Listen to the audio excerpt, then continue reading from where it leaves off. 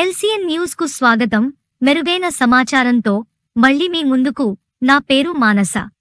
తిరుపతి జిల్లా చిల్లకూరు మండల తహసీల్దార్ కార్యాలయం వద్ద ప్రజా సమస్యలను పరిష్కరించాల్సిన రెవెన్యూ శాఖ అధికారులు అక్రమార్కులకు ఆక్రమణదారులకు కొమ్ము కాస్తూ భూ బాధితులను ఇబ్బందులకు గురిచేస్తున్నారని ఈడీగా కార్పొరేషన్ ఏపీ స్టేట్ డైరెక్టర్ నాసినానిత ఆరోపించారు. కలివేడు గ్రామ రెవెన్యూ పరిధిలో పట్రగుంట వద్ద అప్పటి ప్రభుత్వం 1976లో తన మామగార్లకు నాసిన గోపాలయ్య, నాసిన పోలేలకు మంజూరు చేసిన 3 ఎకరాల 18 సెంట్లు CGSF భూమిలో కొందరు అక్రమార్కులు 2 ఎకరాల భూమిని దౌర్జన్యంగా ఆక్రమించుకుని జామాయిల్ మొక్కలు సాగు చేస్తున్నారని, ఈ విషయమై గత 3 ఏళ్లుగా పలుమార్లు రెవెన్యూ శాఖ అధికారుల దృష్టికి తీసుకెళ్లినా పట్టించుకోవడం లేదని ఆమె ఆగ్రహం వ్యక్తం చేశారు. సర్వేయర్ నిర్లక్ష్యంగా వ్యవహరిస్తున్నారని, ఇదిగో అదిగో అంటూ జాగు చేస్తున్నారని ఆమె వాపోయారు. తాము అధికార పార్టీకి చెందిన వారు అయి ఉండి కూడా ఈడీగా స్టేట్ డైరెక్టర్ గా ఉన్న మమ్మల్ని రెవెన్యూ శాఖ అధికారులు లెక్క చేయడం లేదంటే ఇంకా సామాన్యుల పరిస్థితి ఏమిటని ఆవేదన వ్యక్తం చేశారు. ఈ సందర్భంగా ఉన్నతాధికారులు స్పందించి న్యాయం చేయాలని ఈడీగా కార్పొరేషన్ స్టేట్ డైరెక్టర్ నాసినానిత కోరారు. ఈ మేరకు ఆమె చిల్లకూరు తహసీల్దార్ శ్రీనివాసులకు వినతి పత్రం సమర్పించారు.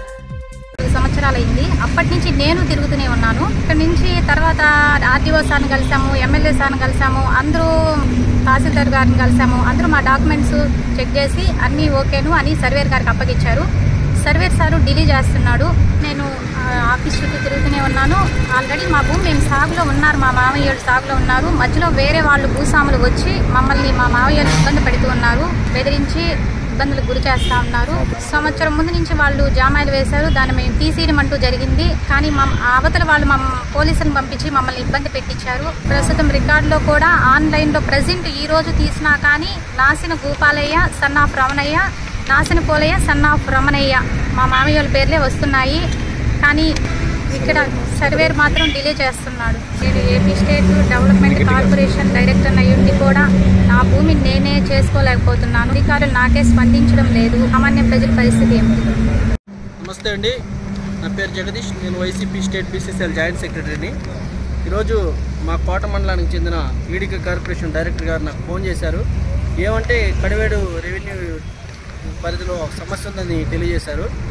ఆ సమస్య మీద దాదాపు 2.5 సంవత్సరం నుంచి వాళ్ళు అధికారుల చుట్టూ తిరుగుతున్నా కూడా ఎలాంటి రెస్పాన్స్ లేదు. అంటే ఇక్కడ చిలుకూరు మండలంలో రెవెన్యూ పరిస్థితి ఎలా ఉందంటే, ఒక అధికార పార్టీ నాయకులకు కూడా ఎలాంటి సమాధానం చేయకుండా రెస్పాన్స్ ఇవ్వకుండా ఉన్నారంటే ఏ స్థాయిలో ప్రజలకు వీళ్ళు సేవలు అందిస్తున్నారో మాకు అర్థం కావడం లేదు. ఒక అధికార పార్టీ నాయకురాలు, అందులో లేడీ, 2.5 సంవత్సరం నుంచి ఉదయము సాయంత్రం మీ ఆఫీస్ చుట్టూ తిరుగుతూ ఉంటే రెస్పాన్స్ లేదు. MRO ఏమో VRO మేము చెప్తాడు, VRO ఏమో సర్వేర్ మేము చెప్తాడు. ఇట్లా చెప్పుకుంటూ తిరుగుతున్నారే కానీ ఈ రోజుకి ఆ సమస్య పరిష్కారం కాలేదు. వాళ్ళకి గతంలో 1976లో 3 ఎకరాల 18 సెంట్లు భూమి ఇచ్చారు. దాంట్లో 2 ఎకరాలని ఏరే వాళ్ళు ఆక్రమించారు. ఆ 2 ఎకరాలు ఎట్లా ఆక్రమించారు, ఎందుకు ఆక్రమించారు, వాళ్ళ దగ్గర ఏం డాక్యుమెంట్ ఉంది అనేది క్లారిటీ లేకుండా ఈ అధికారులు చెప్తూ ఉన్నారు. క్లారిటీ మేము అడుగుతున్నాం, వీళ్ళ దగ్గర డాక్యుమెంట్ ఉంది, వీళ్ళు ఆ డాక్యుమెంట్ సబ్మిట్ చేశారు, వాళ్ళ దగ్గర ఏం డాక్యుమెంట్ ఉంది, అసలు ఎవరు అతను, వాళ్ళని పిలిపించి న్యాయం చేయండి అని చెప్తే ఇంతవరకు అతను ఎవరో కూడా తెలియదు. పోలీసులను పంపించి అధికార పార్టీలో ఉన్న నాయకులనే బెదిరిస్తున్నారు. సామాన్య ప్రజలకి వీళ్ళు ఏం సేవలు అందిస్తున్నారో మాకు అర్థం కావడంలా. ఈరోజు సర్వేర్ గారికి ఫోన్ చేస్తే శనివారం వస్తారంట. ఇప్పుడు 2.5 సంవత్సరం నుంచి రోజు ఉదయం రాండి, రేపు రాండి అంటే ఈరోజు రమ్మని చెప్పి మళ్ళీ ఈరోజు వచ్చి శనివారం రమ్మంటున్నాడు. ఎంతవరకు కరెక్ట్ ఇది? ఈ యొక్క అధికారులు ఎంత నిర్లక్ష్యంగా ఉన్నారంటే, ఒక అధికార పార్టీ అని లేదు, ఒక మహిళని లేదు, సామాన్య ప్రజలని లేదు. ఇదే విధంగా గతంలో కూడా జరిగింది. గతంలో గీతావాణి గారి పీరియడ్లో కూడా ఇదే విధంగా జరిగింది.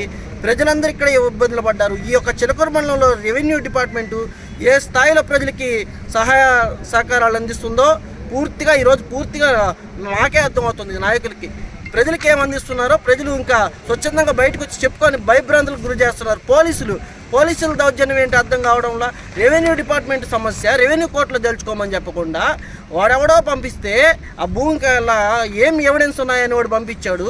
వాడు పంపిస్తే మీరు వచ్చి దౌర్జన్యం చేయడం ఏందో నాకు అర్థం కావట్లా.